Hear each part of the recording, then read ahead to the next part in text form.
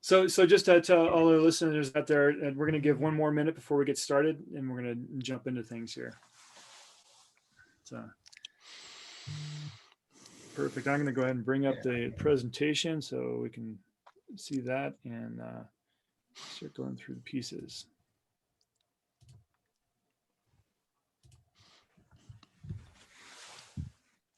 All right.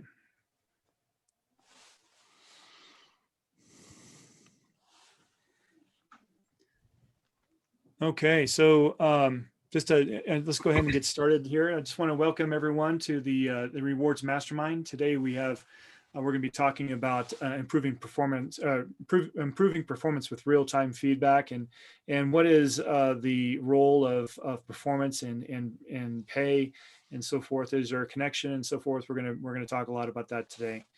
Also, we're going to bridge some topics on new ways to be thinking about performance in our current environment, and how the world has been changed, and what we need to do to adapt.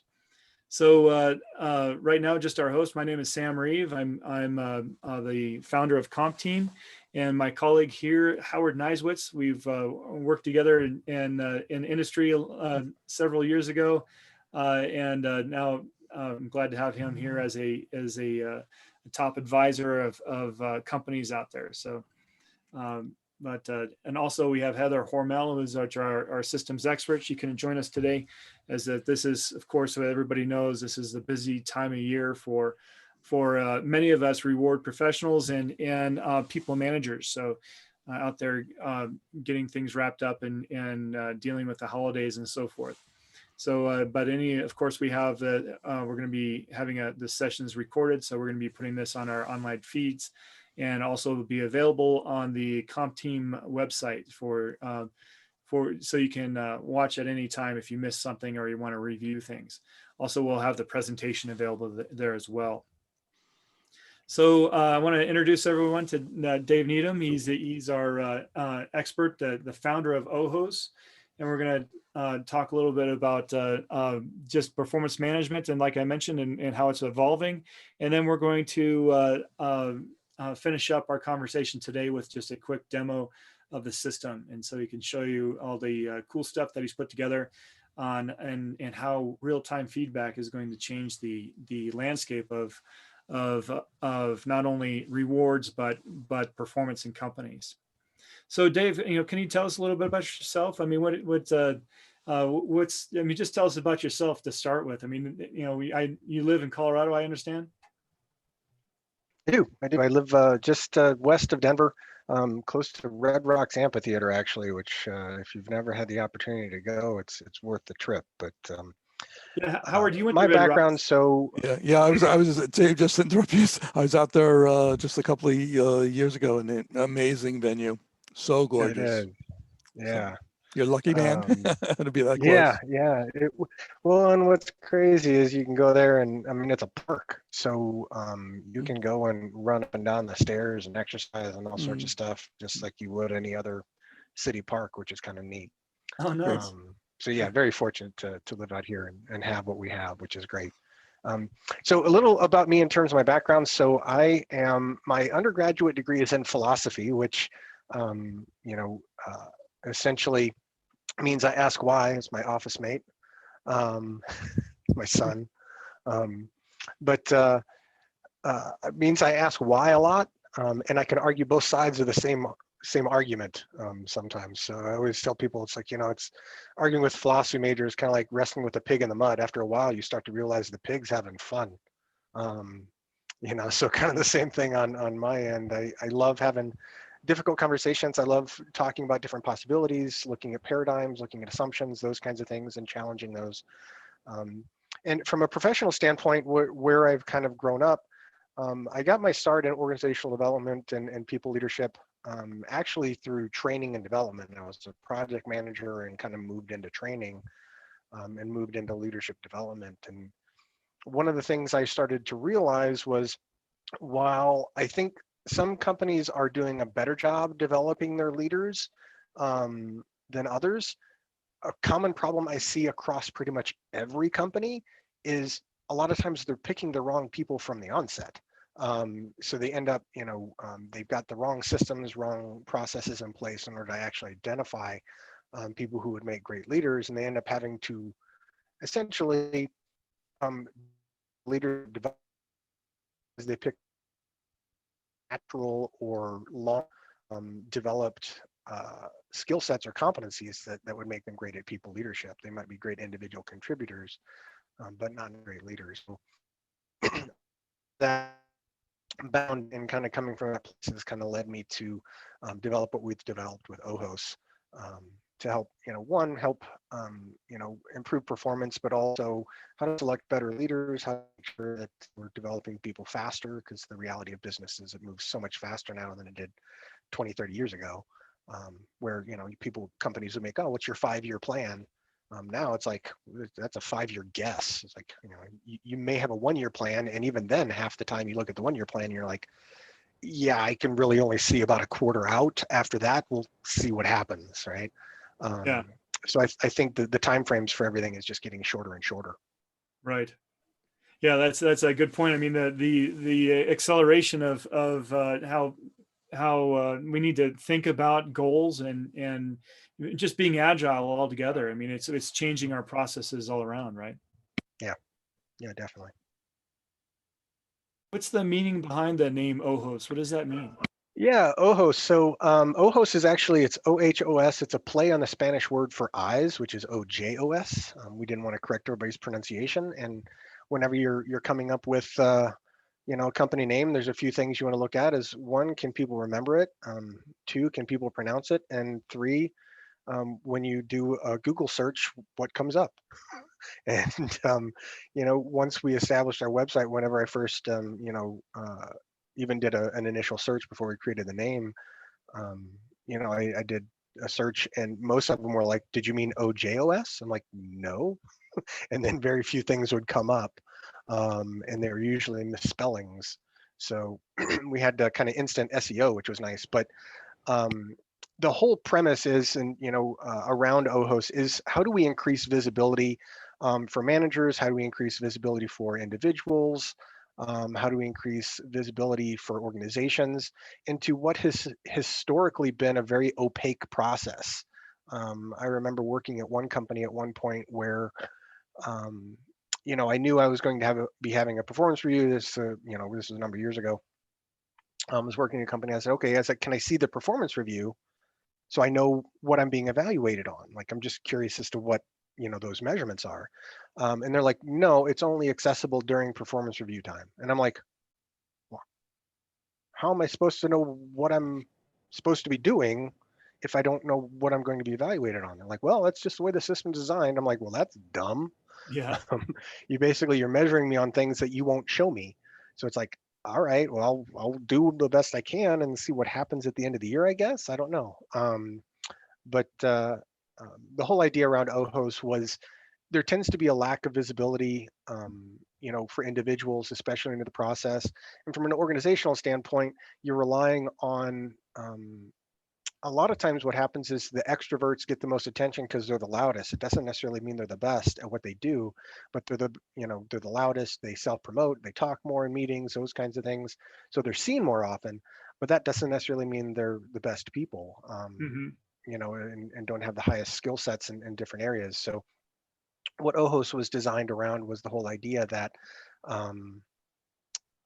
if we increase visibility, we can figure out who are the people that others are following and who do the other people regard as experts in what they do. Right.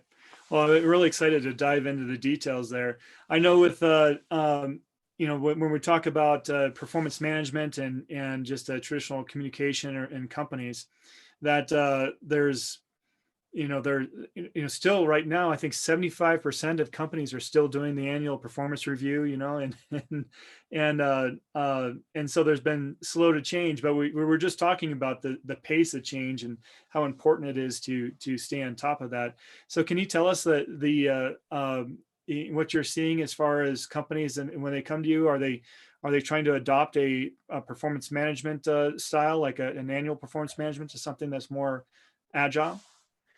Yeah, so it's kind of funny. Whenever we first launched OHOST and people would ask what I did, I'd say, well, I get rid of performance reviews. And there isn't a single person that I've ever encountered when I tell them that they go, oh, well, why?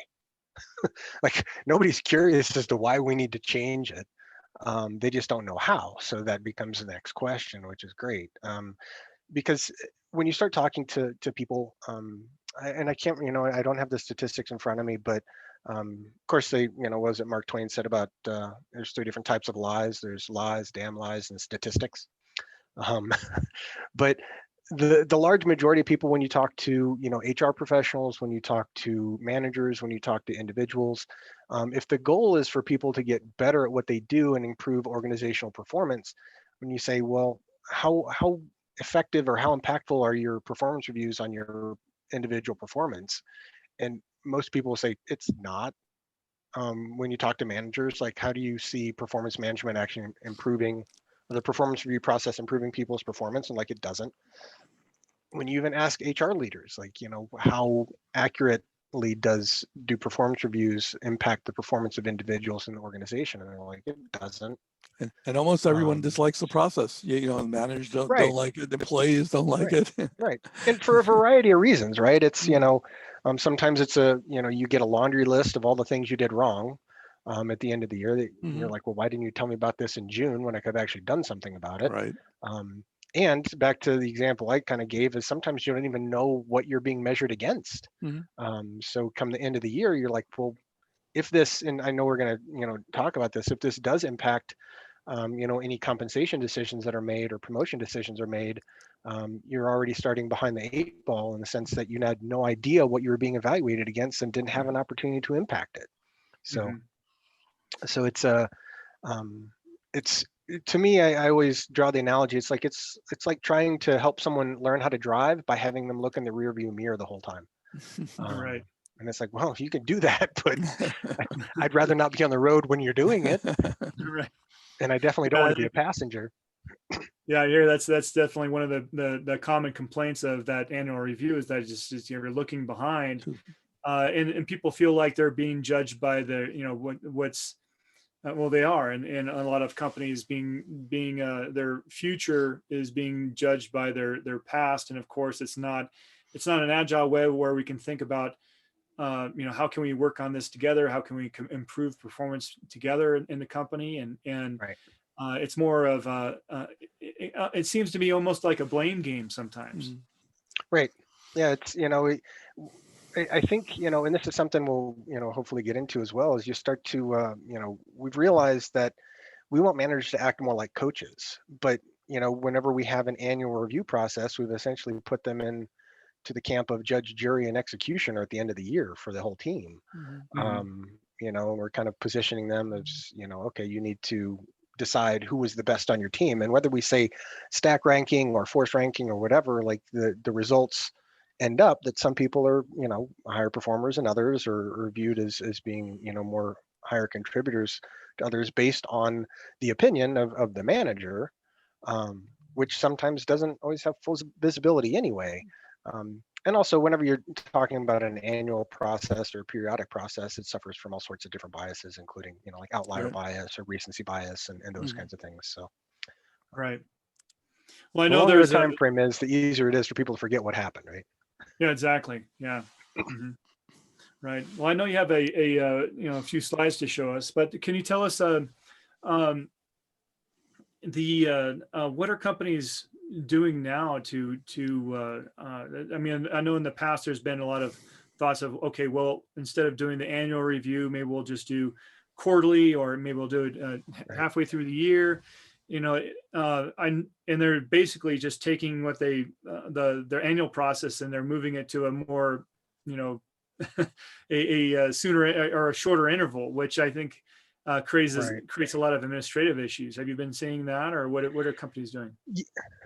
Yeah. So whenever we first started developing OHOS, I did want to do some research and figure out, what are some other companies doing? And right around 2014, I think, is when Adobe announced that they were moving away from, they weren't going to be doing performance reviews anymore. And it was kind of funny, if you read the article and read a little bit about what the EVP of HR said. basically she was asked like, well, what are we going to do about performance reviews? And she was, I think, frustrated or jet lagged or whatever. And she's like, oh, we're not going to do those this year. And we're like, oh, that's great. And then the kind of conversation moved on. And then later somebody said, well, what are we going to do instead? And she's like, I have no idea. I didn't mean to say that. But I don't want to do those anymore. So, what Adobe switched to was more frequent conversations. Deloitte tried something similar. Deloitte actually went back because they couldn't figure out how to make it work. And then Google has done very much what you have talked about, is they've taken the annual process and then they kind of shrunk it, the periods. But a cousin of mine was actually a VP at Google, and I was talking to him about like, how's that going? And he's like, it's terrible. He's like, I spend 3 weeks out of every quarter, 3 to 4 weeks out of every quarter doing reviews. I was like, really? He's like, yeah. He's like, and I only have a team of 4 people. He's like, I feel so, he's like, we're hopefully going to be spreading it out to 3 times a year instead of 4 times a year. He's like, and it's better now than it was every other month. And I was like, well, did they shrink like what you're filling out? He's like, no, it's the same length. Right. He's like, so we still had, he still had, 30, 40 things that he had to do for each particular individual. Is like, it took me an hour and a half for every individual every time we did it. And then we'd have to have the conversation and then all the other stuff. He's like, so yeah, from an administrative perspective, he's like, it's a nightmare. He's like, we're getting a ton of information, which is great. But administratively, it takes away, my ability to do what I'm supposed to be doing. Right. Yeah. I think Google actually has a history of a little bit of an administrative overload. I mean, if anybody's read that book, Work Rules, it kind of goes into that in detail. But hopefully they work themselves out of that. I mean, I think that's one of the biggest complaints, is that it just takes so much administrative time. What can we do to make things more streamlined, so that the time that we do put into performance management and feedback actually delivers a larger return. So I think the challenge that a lot of companies are facing is, very much to your point, is they're using the same type of data collection methodology, right, but just more frequently. So it's like, okay, well, we have to change the data collection methodology in order to actually spread things out. So if we're going to move to a more frequent feedback process, well, then we need to gather smaller pieces of feedback more frequently and aggregate it, as opposed to saying, well, once every 2 months, we have to do 30 things. It's like, no, what if I did something today and then 2 days later I did another thing, and then 3 days later I did another thing? Like, all those things add up. But the majority of systems are built on a very periodic schedule, and it's like, okay, we'll carve out 2 days of your week to do these reviews, as opposed to when you start looking at other systems and other things outside of performance management, when we're looking at how do we judge performance or ratings or that kind of stuff, the model is very different. I mean, how long does it take you to leave a review on TripAdvisor, or how long does it take you to leave a review on Amazon or Google? Great point. Those things, you can do it so much faster, and all that data aggregates, and that's more the model that we've adopted. Oh, that's great. Now I imagine that this has all been tested in this new environment of remote work and the pandemic. I mean, how are things changed in your world as far as the system and this new environment we're in? Yeah, I think one of the things that remote work has really highlighted is the challenge of a top-down system, where the manager is required to be the end-all, be-all kind of information source of how somebody's doing. When you move to a remote environment, it's like, well, I don't see them, and I don't interact with them every single day necessarily. And that's something that's been growing for a number of years. But I think, every company was kind of put into fast forward mode, in March of this year, of you're gonna have to figure this out. They're starting to realize that the top-down model just does not have the visibility for that type of a reality. So I think, the companies that are still struggling, we've actually, as you might expect, I mean, everybody's kind of going through review time right now, and they're all going, wow, this system is really broken. And we've gotten a lot more inquiries to our system of how does this work? How would you do this? How would it get implemented here? Because it's a much, like you said, it's a continuous process. It's much more agile. There's a lot more data visibility, and we're not relying on just a top-down process. So It's like Yeah. it's like you said, you really have to rethink the system, and given yeah, these changes. yeah, it's like the systems are designed. The systems we have are designed for the reality that Was. that was right that Yeah. that existed when they were designed. And when you Mhm. think about traditional performance management, the only thing that has changed in the last 30 to 40 years of this particular process is we took it online. Mhm. That's it. Yeah. Like, the process itself isn't any different. In terms of traditional performance management, it just happens to be, through a web portal as opposed to a paper form that you Right. fill out. Okay. Well, the process and systems are one thing, but let's just talk about this year and how we should frame this year. We started off this year as a business as usual, right? This is another year, 2020. Yeah, it's going to be a great year. Let's go for it, right? And then we have our goals and set those in place, and then into the first quarter we get knocked off our pedestal, right? Everything just gets blown up, right? Mm. Yeah. And then we went through this process of, okay, we're in shutdown. We got to adapt. We got to figure out how to do the remote workforce. Everybody's scrambling to how to do business, and working through that.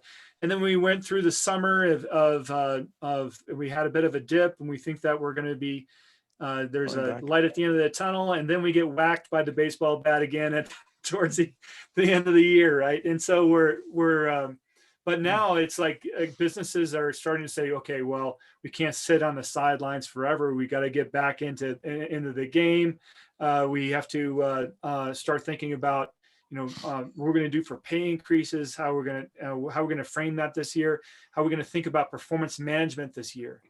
And so, what are you seeing out there? I mean, what I've heard is some companies are just taking the approach that this is going to be a soft year. It's like, matter of Right. fact, some people are saying, I'm glad they just showed up. So Right. what are your thoughts? Right. Or the converse is, these people should be happy that they have a job, right? Mm. Yeah. So rather than showing appreciation and recognition to our people, I think a lot of companies are like, well, just be happy you have a job. And it's like, yeah, that's okay, great. And whenever the opportunity presents itself, I will have another job somewhere else. Um, I think the mistake that a lot of people might be lulling themselves into is they think that this year is an exception. And it's not. I mean, it is in the sense that it happened a lot faster than normal, but I know we were talking about this a little bit before the session began, but I think as for the majority of industries now, manufacturing, retail, hospitality, those types of industries, they're all very presence based. Now, retail is shifting. The model for food delivery is shifting, some of that as well. But for a large majority of companies, they've started to realize that remote work still equals similar or sometimes even better productivity than in the office. When you start looking at office costs and how much it costs to lease an office, I think a lot of companies are starting to realize that, one, we can't put the genie back in the bottle. Like, we've already proven that we can make remote work, be a productive generator for our companies, and the performance doesn't dip nearly as much as people would have anticipated in most cases, and like I said, in some cases it even went up. um, Mhm.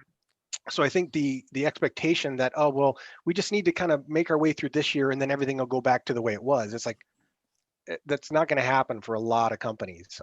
The reality has changed. It has just changed a lot faster than we were ready for. So for the companies that haven't adapted some of their processes, they're still going to continue to struggle. And I know we were talking a little bit about the whole idea of innovation, and the notion of innovation being, being innovative just means you're changing before you're forced to. And I Yeah. think what we're seeing this year is the companies that had changed a lot of their processes and had adapted to an emerging new reality, um, they're faring much better in this particular year than others who were stuck rigidly to their old model. It's um, it's kind of looking at, the internet changed a whole lot of things, obviously, and Blockbuster is like, well, we can't figure out how to ship DVDs. There's no way logistically people can do that. So we're not even going to try and shift our model. And they stuck with what they knew, and they're gone. Yeah. I think there's one Blockbuster storefront left, but I don't think I think it's more of a nostalgic kind of throwback than it is to a thriving business model anymore. Right. Yeah. So one of the things that, when we're talking about just framing this year and thinking about performance, I mean, I think that's one thing that leaders should realize is, of course, we're the necessity for the agile condition. I mean, things are changing so fast. We don't know what's going to happen 2 weeks from now, Right. and we need to realize that is part of our reality throughout this year. Yeah. But that's a lesson for us. I mean, it's like any year. Any year when we think about performance, things happen throughout the year. We have a new competitor coming in the market. And a lot of different things might disrupt the condition. And so I think that the important thing is we need to look at each individual in our workforce in a humanistic way. Right. What are the conditions? They're put into a specific condition this year, the home environment, for instance. And how did we enable them as a company to perform in their role? Is their workspace at home conducive to doing their best work? I mean, when we first start, I mean, if everybody out there is just thinking about these Zoom calls and how things started out in March, it was a little bit of chaos. I mean, we're trying to figure out how to operate the system. We're thinking about that. We have constant disruptions. Maybe the internet was going in and out and so forth. Now we've learned to that's part of the work environment now. I mean, in the condition. And so as we look at performance management, we need to think about those things and how each individual is handling their current reality at home and so forth this year. I think that's important for us to bring in. But it also means having greater insight into the people that work for you, because you don't know necessarily their situation. So, do you have a single parent at home juggling, 2 kids, 3 kids and their school schedules, or the, kids are home doing online schooling and then having managing around that. So it really requires managers to really know their people. Yeah.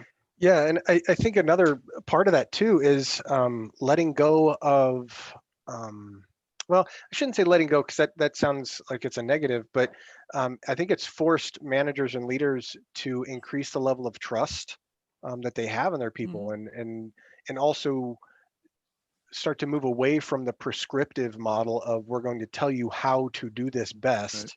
Right. Because now it's like, well, we don't get to control the environment that this person happens to be working in. So how they get it done, we can say, oh, you need, I remember at the beginning of this year, we had a very prescriptive work from home policy that I was like, it was like 2 pages. I'm like, first off, are you going to be going into people's homes to see if they have a door that can be closed for their office? And like, no, it's like, we can't manage this stuff. So it's like, we can try and be prescriptive.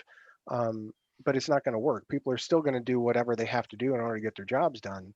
And I think that's a big thing that, and that it's maybe a core principle for me, but I think, it's something that a lot of leaders and managers have started to confront is, what are your assumptions about whether or not people want to do good work? And if you assume they want to do good work, well, then trust them to do that and figure out how do we help you do that, as opposed to telling you how to do good work. It's like, no, they already want to do it.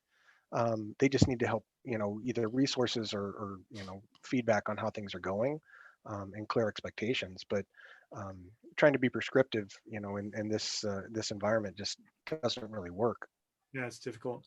I really like what Howard said as far as is really getting to know our people better. I mean, if we look at the past environment where we're doing annual reviews, I mean, there was a lot of disruption at the end of the year. People were stressed about it. They after they had the review, they felt if it was negative, they felt a sense of betrayal. If they didn't get the rating that they wanted, it was a sense of betrayal and demotivation.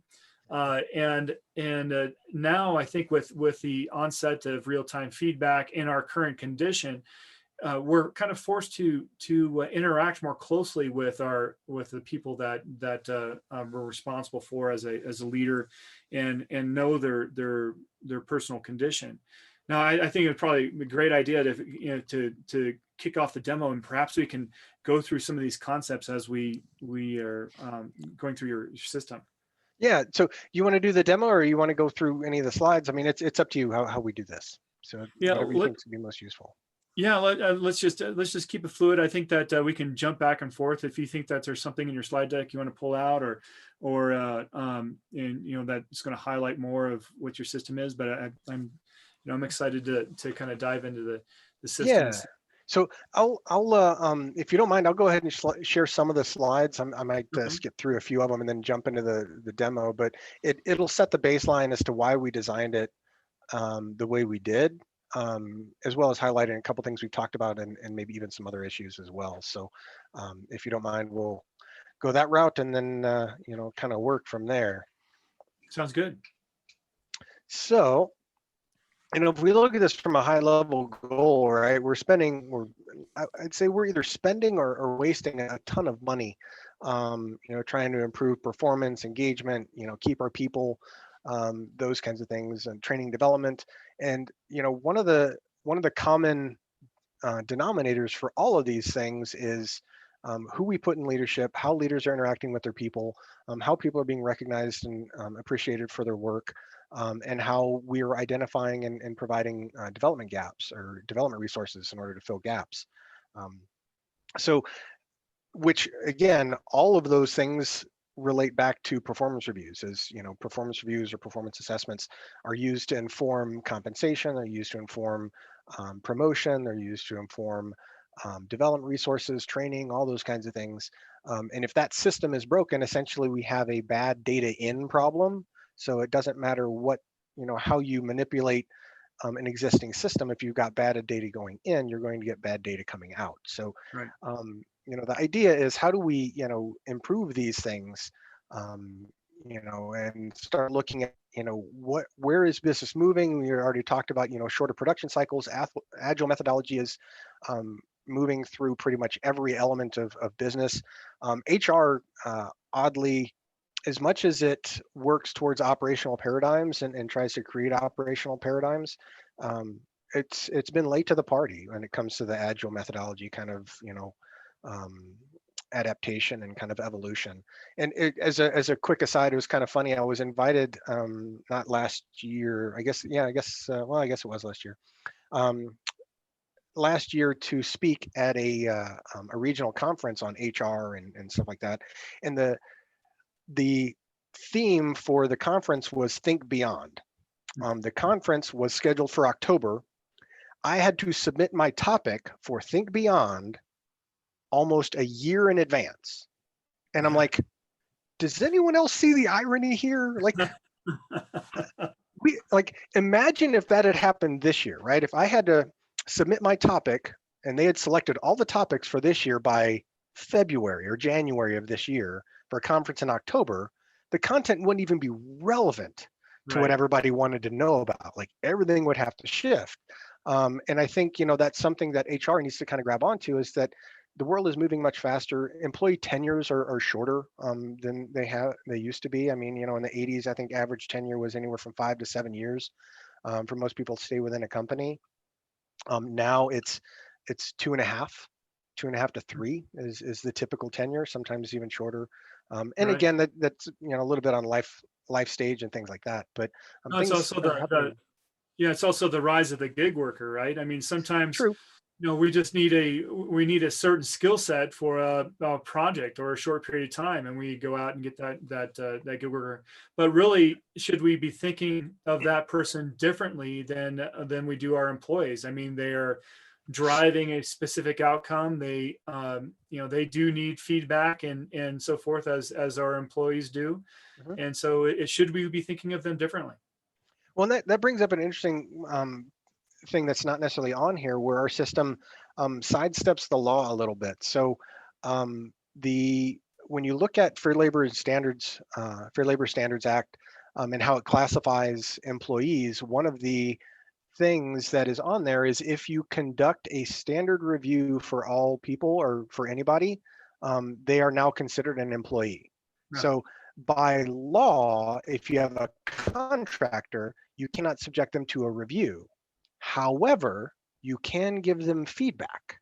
So we are not a review platform, we are a feedback platform. So from a legal standpoint, you can still use something like OHOS in order to provide feedback to contractors. They just happen to be shorter periods, right? But the system is built to get continuous feedback, so it doesn't necessarily matter where that person enters your organization from a year perspective. They can still get the feedback they need. But some of the other trends, I mean, obviously remote working, and there's also just kind of this move towards faster information access, right? I mean, I look at my kids and they've got their phones and all that stuff, and younger workers that have come into the workplace, they had an instant access to an answer for anything. I mean, they could literally ask Siri, should I wear a jacket today? So they had access to information that we just never had. So, we need to adapt our systems to where we're providing information back to our employees faster. And then there's also, like I said, kind of that move towards coaching rather than a management model, because management tends to assume that, it's more of a theory X kind of methodology, which is it assumes that people are lazy and don't necessarily want to work unless they're forced to. Whereas coaching is kind of the opposite. It's like, people want to do good work. How do we help them do that? Yeah. I often say that management is around control. Coaching is Right. around enablement. Yeah, and I'm not going to read through all of these things. I mean, obviously, there's a bunch of stuff in here, but one of the things that has been proven, and this is, I mean, we can just do this empirically, right? If you have somebody that's doing a scavenger hunt, in a particular room, and I've done this as kind of a demonstration in different sessions in the past, is I'd have people do a scavenger hunt, and there's one participant where we didn't give them any feedback unless they found the object, like none. Like I asked everybody to be blank, like nothing. Like, okay, well, and then we did one where it's like, okay, we're gonna, do this, and we're going to give you periodic feedback. So we have them kind of walk around the room. We wouldn't give them any feedback while they were walking around the room trying to find something. And then we'd say, well, you were closer to it 3 minutes ago. And they're like, where was I 3 minutes ago? And they're like looking around the room. They're like, it's like, okay, well, you're farther away from it now, but you were closer to it 3 minutes ago. And they're like, okay. And then we have the final person, which is, we're giving them real-time feedback of as they get closer, we tell them they're getting closer. As they get farther away, we're telling them to get farther away. So you get those corrective behaviors, and it's amazing. I mean, you would expect that, the person who is getting consistent feedback is finding it much faster. But what is interesting is the other two people, the other two participants, generally, they quit. They stopped looking. They're like, I don't know what I'm looking for. I'm getting no guidance. I don't know what to do here. So it not only increases their performance, it also increases their engagement in the tasks because they want to keep finding it, right? They keeps them engaged in what they're doing. Right. So there's a lot of different things. It makes so much sense. It makes so much sense, right? And it just, and for some reason, we're not, the mass majority of companies are not doing. I mean, you think about it from so many other learning models, right? If you told, elementary school kids or middle school kids or whatever that they didn't do well on their homework in September, and you tell them that in December, it's like, well, how was I supposed to get better if you didn't tell me, right? In every other area where we're trying to improve results or improve performance or improve learning or development, we have a much faster model. Whereas in organizations, we've sat by this periodic thing, and it's simply because we haven't been able to figure out how to administer it. But there's a lot of things that you can do with technology now that make it a lot easier. The other thing that our system is built on is the whole idea of double loop learning versus single loop learning. So single loop learning is very much kind of the old management model of I'm going to tell you how to do this, what to do. I'm the expert. And it usually results in a transient change, meaning I will change it now, but people tend to move back to their habits, right? They forget. Whereas double loop learning it's more of a collaborative approach. It's based on observation. It's more about helping somebody learn and instead of telling them how to do it.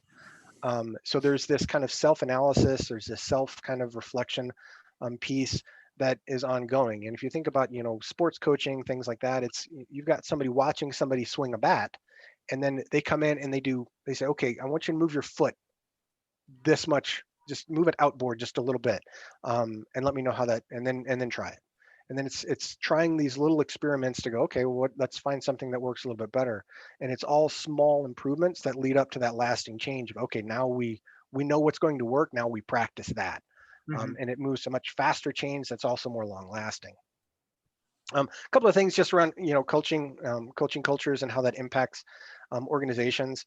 All of these things tend to go up and are a lot better, which then leads to, companies simply outperforming their competitors Right. by moving to this more kind of frequent coaching model. So those are some of the, things that we've built OHOS around, is kind of these ideas of people need faster feedback, which means they need visibility to everything they're getting. We need to get feedback from all of the people that happen to be interacting. And that's kind of one of the things around remote working is I might be interacting with 20 people in a given week, but I might only talk to my boss once. So Mhm. that one perspective doesn't necessarily outweigh the perspective of everybody else. So how are we gathering all that information so that we can make sure that that data goes into something and is part of the picture?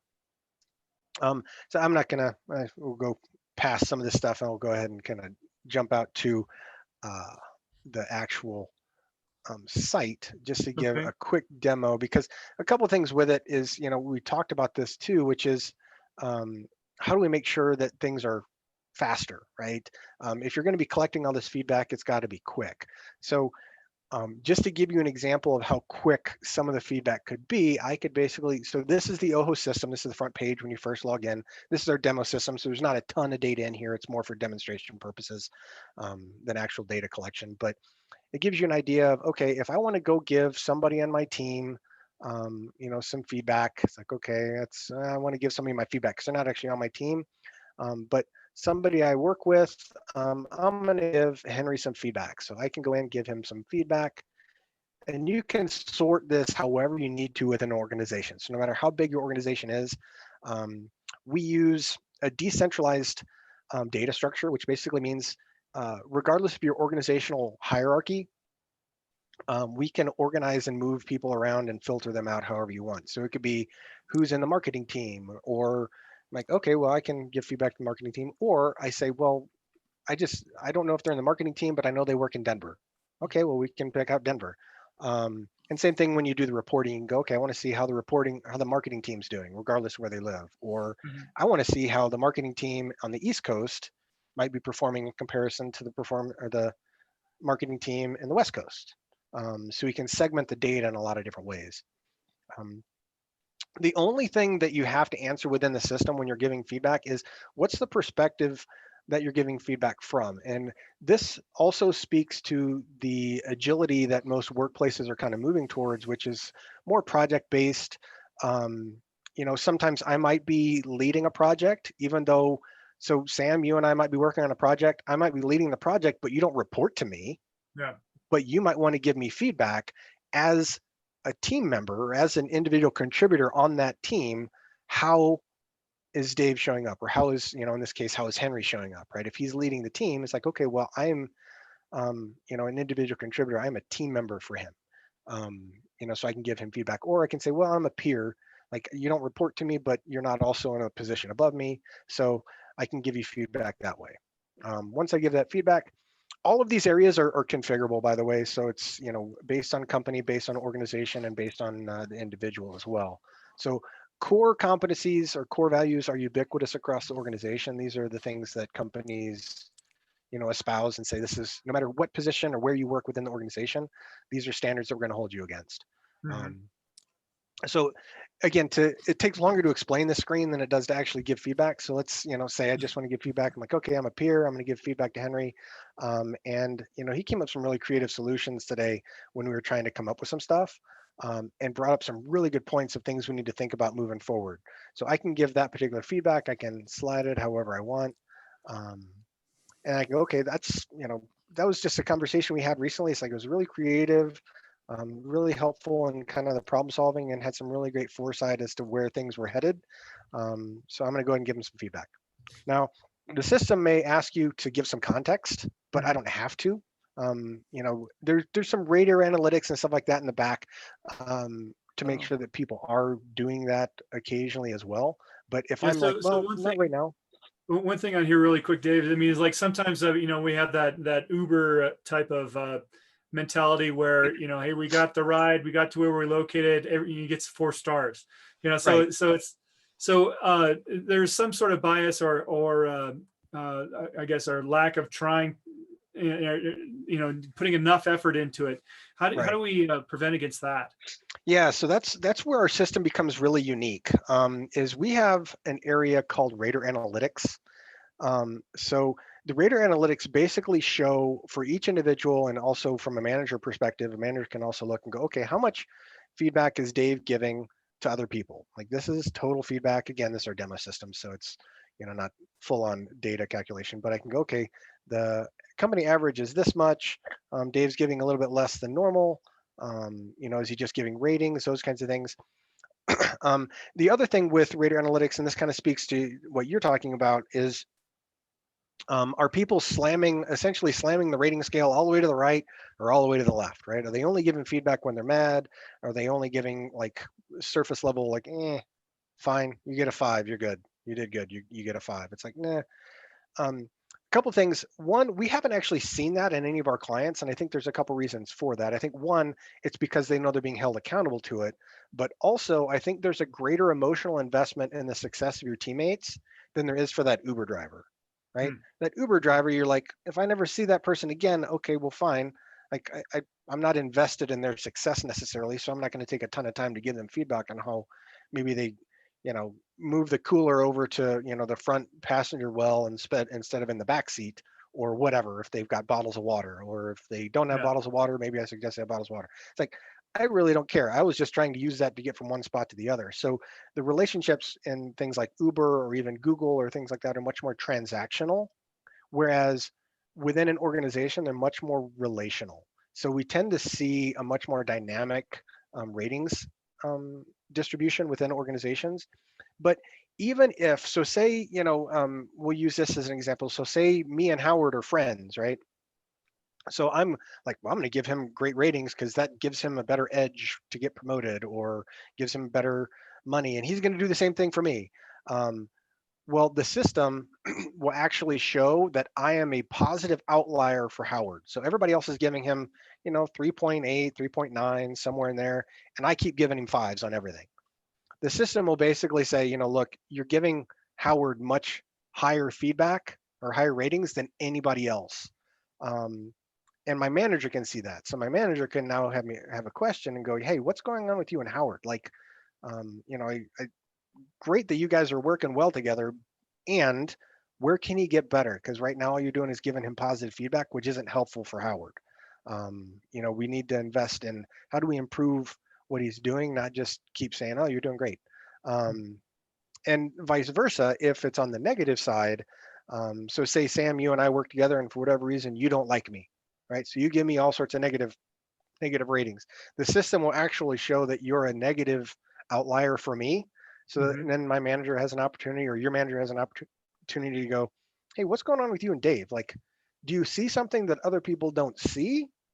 Or are you looking at Dave differently? And if so, what's that about? So it can Yeah. actually highlight interpersonal concerns within an organization as well. So So we what don't get about that kind of slamming the ratings to the left or the right. yeah? So what about transparency? I mean, do you have certain clients that want full transparency and others that don't? And what's the rationale for having one versus the other? Yeah, so we distinguish between transparency and visibility. Transparency is I get to see everything that everybody gives everybody else. And to that end, I'm like that. There's an organization, Buffer, in San Francisco, a smaller organization. I think they've got like 30 something people, but they were one of the first companies that kind of put out salary transparency. So basically showing what everybody made within the organization. So you can actually go onto their website right now as a public, anybody can go onto their website and look up how much people at that company get paid, each individual in each role. Mhm. and I think there's certain benefits to that, right? I think when it comes to compensation, the reason companies are hesitant to share or provide any level of visibility to compensation, it's often because they can't defend why somebody is getting paid differently than somebody else. Or they don't have a good legitimate defense as to why there's a disparity. Hmm. But when it comes to performance reviews, one of the things that they tested, and we, I don't know if we were doing it in at the same time, kind of in parallel, and kind of just getting feedback from other users. They tested full transparency and feedback, meaning I could see what feedback you got, Sam, or and not just the ratings, but also open feedback. I can see what other people typed. I can see what people could make you better at or worse. We opted for what's more around visibility. If I need to see what I'm good at, and if I'm managing people or where I can develop, and I need visibility to the open feedback, for managers, I need to see what my individuals are good at, where they need development. But what's interesting about our system is to protect against outlier or confirmation bias, we actually limit the open feedback that a manager can see about their employees. Because what we didn't want OHOS to become was, one, we didn't want it to become an excuse for people to not have conversations, because, oh, they've got all the information, we don't need to talk about it. And we didn't want it to exacerbate any predetermined biases that people might have. So Sam, so say you and I work together, I think you're an awesome person. Well, I might be looking through the open feedback that confirms all the things that I think are awesome about you and be like, see, he's great, even if the ratings don't reflect that, right? But I'm looking for open feedback that reflects that, oh, I'm right. And he's great, and all this other stuff's like, maybe he's got some stuff, but he's doing fine. Or vice versa, if Howard and I are working together and I don't have a huge opinion or a high opinion of Howard, I'm going to be looking for those things where even if the ratings are high, I'll be looking at open feedback and I'll be trying to find the things that are wrong, so then I can go talk to Howard and be like, see, you need to get better at this. It's like, Yeah. well, as an individual, I need to see that, but I don't it's kind of analogous to, if you remember the movie Office Space, where the guy said, my major motivation is to not have 5 people come give me crap about the mistake I made. And if I get the feedback directly from the person that I might have messed up with, or the project or something like that, okay, well, I got that feedback. Well, I don't need my manager coming to me and telling me I messed it up again. So we wanted to try and protect a little bit against that. So we did want people to have visibility to it, but not necessarily full transparency.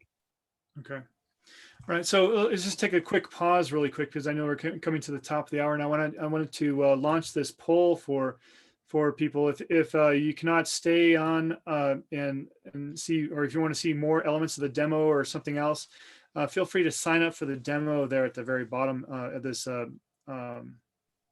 of the poll I just popped up, and then we'll reach out to you and get that set up for if you want to get a little bit more information. So I'll just keep this open, but let's continue on, Dave. Yeah. So when you get into kind of the organizational, I talked a little bit about the individual stuff. So if I wanted to see, what my ratings look like and how things look for me, I can pull up a summary page and take a look of what I'm doing great in, where I'm struggling. If I want to separate it by audience, so I can say, okay, according to, if I want to get better at, do better with my leaders, okay, what do I need to work on? What do I need to change here with these particular groups? The other thing too is, because we have all the data in the system, we can basically help point out who are mentors in the areas where you might be struggling. So if I'm struggling in adaptability, who's great at adaptability? If I'm struggling in team facilitation, who's great at that? So I can automatically reach out to individuals. Some of the next iterations of the system will be tying this into content management systems, to where we can automatically recommend, like, here's a video on adaptability, here's a workshop, here's an article, those kinds of things. So we can real-time training. That's great. Real-time training that's all individually customized for that particular person's feedback. And because there's always a top 3 and always a bottom 3, it's a continual improvement engine. So it's not just like, once you get to a certain rating, you're fine. It's like, no, there's always going to be things that you can get better at, and there will always be things that you are great at. They might change, given the situation, but you have that visibility. You can also see it over time. So from a reporting perspective, you can see, over the last, if I said, let's see, look at the last 12 months, how has my performance changed or adjusted over time? It's just taking a second to compile all the data here. But have I gotten better? Have I gotten worse? What this enables you to do in terms of visibility is you can see, and a manager can see this as well, can see who are your engagement risks. So if my performance is started out really well and it's dropping, well, people don't get worse at something that they do all the time that they knew how to do before, but Yeah. people can care less to do it well. And that's what engagement and productivity is about. And it's like, okay, well, how do we shift this up, and who do we have as an engagement risk, and how do we address it? Mhm. And then there's quite a few other things within the system in terms of reporting. From an organizational perspective, if you say, hey, I want to figure out who are my best people at accuracy and knowledge, because I've got a project coming up that needs to be spot on, and let's look at the last 12 years just to see who's best. What's my talent distribution look like, and then who are my best people. If I want to look at who is my most creative, right? So you can figure out who are my most creative people. And when you extrapolate this out over to a population of 100, 200 people, you can start to figure out very quickly, based on the interactions that everybody who's worked with these people have, who's your best, regardless of what the manager says. Like, okay, well, according to everybody that works with these people, these are our 3 best, or our 4 best, or 5 best, or whatever happens to be. So And it's it all really, data fed. yeah, it really takes a good 360 type of approach where we're looking at. And can this Right. be expanded out to people outside the organization, like customer feedback? Yeah, absolutely. So you can have, you can do customer feedback, you do client feedback. And the whole idea of a user within our system is, um, and as a side note, I heard a really funny thing. It said the only industries that refer to their customers as users are drug dealers and software providers. And I'd never really thought about that before. I was like, that's true. Yeah. Um, but the whole idea of a user within OHOS is very flexible, meaning you can you can use it to collect feedback on a product. You can use it to collect feedback on a service. You can use it as an organizational engagement survey, right? So if I wanted to give feedback to my whole organization, I could. So let's see if so if I wanted to get feedback on my benefits package, I could. If I wanted to do it on the company as a whole, I could. Um, so there's a lot of other things, and you can get feedback from outside of the system as well, and it just gets lumped into a customer or whatever label you want to put into that system. And it's a secured system, so it's token based. It's you can either, there's a couple different ways you can do it. You can do it as a token based if you're not looking to track the ratings, but if you have a set customer base and you want to figure out which customers aren't happy with us, Mhm. we can figure that out as well. That's great. There's a part of our system where we can isolate it. So I know we're coming to the top of our hour. I just wanted to, could you show us how we use this in uh, the one-on-one type aspect? So if we're going to have a meeting with a regular meeting with one of our employees or so forth, how would we use this in that context? Yeah, so let's say if I wanted to go, okay, I'm going to have a conversation with Henry, right? It's like, okay, let's look at Henry, and we haven't touched base, but I want to look, we touch base monthly, but let's pull up the last 6 months just to see how things are going. It's like, okay, well, I can look at this, and this says, okay, overall, I'm showing up relatively consistently with all of the people that are giving me feedback, right? So leaders think I'm doing well. If there's any group that I could maybe do a little better with is my peers, but my team absolutely loves working with me, which is great, um, right? I can start diving deeper and go, okay, what are the areas where I'm doing really well? And what we typically coach our managers to do, and our clients to do, is like, okay, focus on the top 3 and figure out, how do we make sure that we're giving you all the opportunities to be great at the things that you're great at? And what is it you're doing there? How can you share information? Are you willing to be a mentor to other people in these particular areas? And how can we help recognize you for the things that you're great at? For the things you're struggling in, it's kind of back down to the bottom 3. Or if there's any kind of weird outliers within these particular groups that you want to look at, you can go, okay, all right, well, what are you doing for analytical thinking? Let's figure out how we can improve there. We can create some OKRs. So what are some developmental goals and key results that you're looking for? And then how do I start building that development path for you and with you, so that, next month we go, okay, let's look back and say, okay, well, here's where it was in, this particular time frame. I can, customize the time frame if I want. I can look and go, okay, well, let's do it from one time frame to another, whatever it happens to be. But the focus starts to become around kind of the generalities. And then if we want to dive into the details, a couple things we can do is, let's say, okay, I want to do a little bit more feedback with Henry and kind of look at his rater metrics. I can look at, are there any deviations? And one of the things that's interesting when we talk about the deviations, we can also figure out, do people have a different definition of a competency than other people? So as an example, we had one client. I was walking through kind of doing these one-on-ones with their people, and there was one area, and I can't remember what it was, but we'll say it's detail orientation or detail focus, right? Or we'll say accuracy. Well, she was getting low ratings from everybody in accuracy. And she's like, well, so the manager was like, okay, well, I need to talk to her about her accuracy. And I'm like, well, maybe. I was like, let's keep looking. So we looked through some of the stuff. And one of the things that showed up in the ratings deviations is she was rating everybody really high in the accuracy competency. So it doesn't just show individual deviations, it also shows competency deviations. So she was rating people significantly higher in accuracy. And he's like, well, what does this mean? She's getting low ratings, but she's giving everybody else high ratings. And I'm like, I don't know what people are looking for. And he's like, well, what do you mean? I was like, I don't think she knows what that competency really looks like. He's like, okay. I was like, so that would be a question to ask is, when you think accuracy, what are you looking at?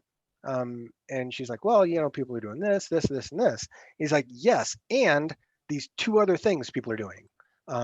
Like that's what they're looking for. And she goes, oh, and I checked back with the manager later saying, this is my hypothesis.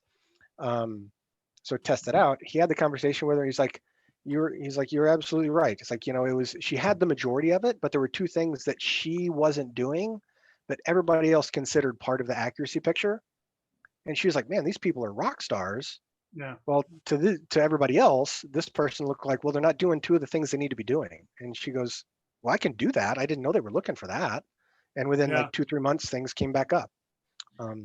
Yeah, it's super important. I mean, we're talking about performance and what's important in our company. I mean, this gives us the opportunity to have that discussion around those terms. What does it mean? What does it mean to be accountable? What does it mean to be accurate? What are those? And then we have a discussion around those on a regular basis. We're able to really improve performance around those standards. Yeah. Yeah, absolutely. And we wanted to make sure that people also had the opportunity to publicly recognize people as well, so that, not just, I know we're going to get into the compensation stuff, but just the whole idea of people feeling appreciated in the moment, quickly getting those little notes every once in a while are hugely impactful. And there's a lot of research that demonstrates that recognition and people feeling appreciated has a higher impact on performance and engagement than reward systems do. Yeah. So if people feel appreciated and recognized, it's a very different feeling than just feeling rewarded for it. Right. Exactly. So and just going to that topic, I mean, where do we, and what's your opinion as far as pay for performance, or where does performance have a place with pay, or? It's a data point, right? It's something that should inform it. But I think, companies found out, I'd say in the early 2000s and definitely again 2008, whenever the economy kind of suffered recession and company performance started to drop and companies were losing money, they realized the folly of saying, if you get X rating, you get X%, raise. It's like, well, whenever the company is performing well, that might work fine, but whenever the company isn't performing well, and I'd even say it doesn't work fine then either for a couple reasons, but the most dramatic is if the company is losing money or isn't performing well, I might still get a 4.2 rating out of 5, and I just took a 3% pay cut. Like, well, then what the hell does the 4.2 mean? Like, if we create this direct link, we run the risk of two things. One, I think we devalue the impact that the feedback and coaching and development can have, that information can have. And people tend to manipulate the system to play to the result, meaning, I will give this person, I want to give this person a 4% raise. So that means I have to give them a 4.6 rating.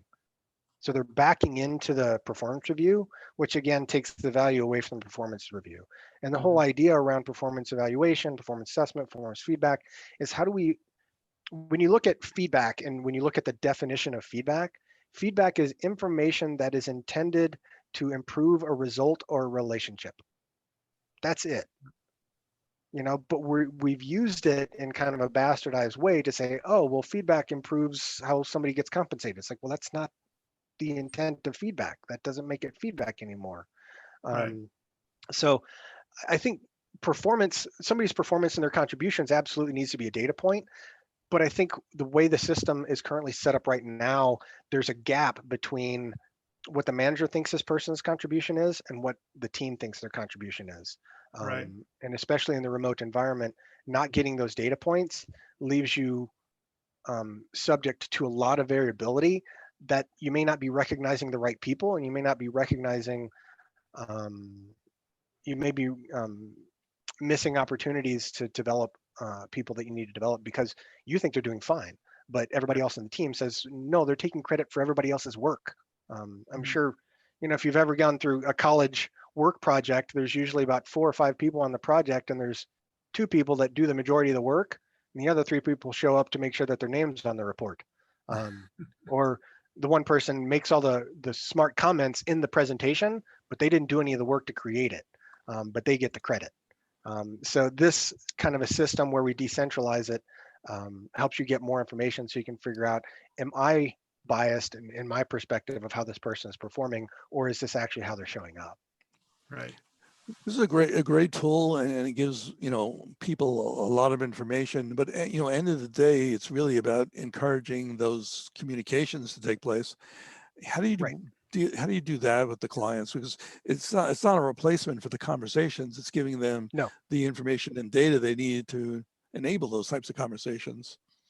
Right. Yeah. And that's exactly kind of what we work with our clients to figure out. It's like, whatever your cadence happens to be, if you want to have conversations, every 3 months, once a quarter, okay, fine. Have it every 3 months, but come in with the data because, and I know we talked a little bit about this earlier, where the traditional performance or traditional management kind of structure is we're asking managers to be a coach, but then we put them in the role of being the judge at the same time. So imagine if Olympics were run that way.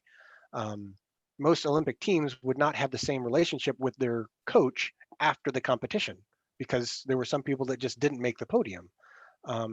So what OHOS does is it pulls the manager out of the role of evaluator, or at least the sole evaluator, right? Their feedback goes into the system, but the conversation then becomes, what do we need to talk about and when, and why do we need to talk about this?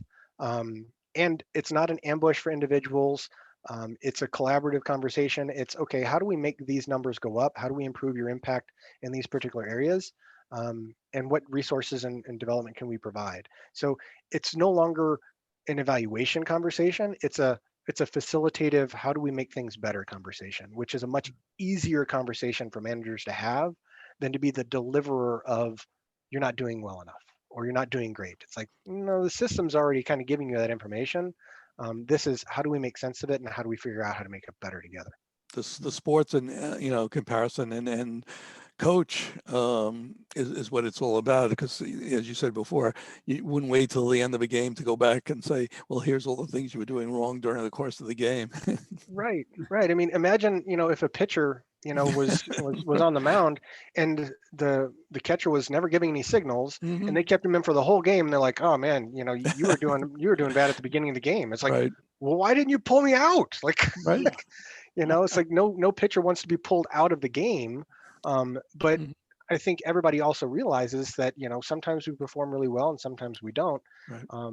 And if we're not being given that feedback, it's hard for us to do better. And it's hard for the organization to do better if we're not doing that more frequently.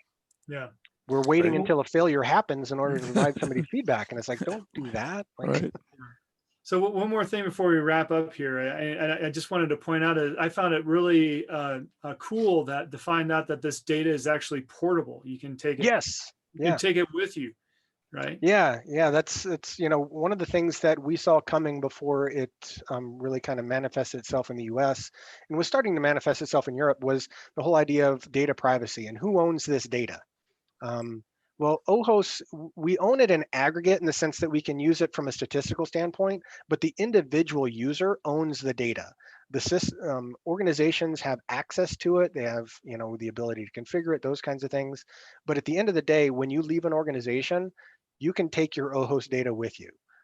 So what that starts to create is now you have a career-long track history of here's how I show up, here's what I'm great at, here's where I'm struggling. So if you've ever had to answer that question in an interview of what would your peers say are your top 3, things that you're great at, like, well, you can go, here you go. Like, according to the last 5 years of data, here's what I'm best at. And you want to know what I'm, where I have the most opportunity for development? Well, here's that information too. So it starts to remove the subjectivity or even manipulation somebody can do around, I can put anything on it I want on my resume or even on my LinkedIn profile, right? But if I work with a whole bunch of peers that look at my LinkedIn profile and they're like, he doesn't do any of that stuff, right? It's like, right now, if you're an interviewer, it's hard for you to figure that out. So what OHOS can eventually become is a data-based replacement for resumes, for employee references, for those types of things, so that you can actually start to highlight, according to the last 3 years of data and the people I've worked with, what am I great at and where am I struggling? What are some good pieces of open feedback that I've received that I want to share? And then how do I continue to develop and make sure that I'm moving on in my career? So that, you still have that historical picture of I was here and now I'm here. That's great. Well, thanks, Dave, for taking us through this. I mean, thank you. I love to see the system. This is the second time I've gone through this demo or I've seen the system. I love it. So it's great and a lot of innovative thinking here and so forth.